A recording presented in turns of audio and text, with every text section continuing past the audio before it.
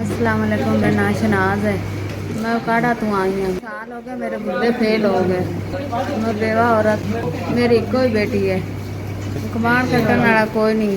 मेरी बेटी का जेड़ा जेज बनाया मैं पिछले 1 साल तो बेच के तो मैं आधा डायलिसिस करानी है, आधा इलाज करा रही हूँ। फिर सेहत कार्ड भी बंद हो गए। इस तो अगर ज़्यादा मसला होने ये बन गया। हुण सेहत कार्ड बंद हो गया कि इस तो पहले मैं सेहत कार्ड तो करवाती रही हूँ, कार्ड बंद हो गया। एक डायलिसिस ना हो मेरी तबीयत खराब हो जाती। तो सब काढ़े भी साड़ी इमदाद की। मैंने पता लगा भी ये लाहौर फ्री है डायलिसिस होंगे। मैं बड़ा औखा किराया मंग मुंग ते लैके ते इत्थे आ गई हाँ डायलिसिस करा।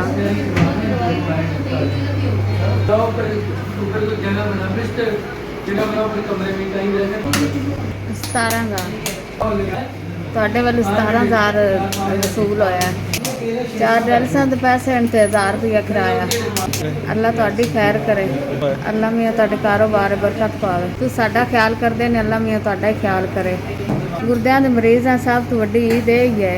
गुर्दे वाश हो गए। मैं ਤੁਹਾਡੀ पर बड़ी दुआ मंगदी पई अल्लाह ताला दे अगों। अल्लाह मियाँ तुहानू वेस तो ज़्यादा देवे रब दी ज़ात ते। अल्लाह ज़ात तुहानू कदी किसी दा मुहताज ना करे।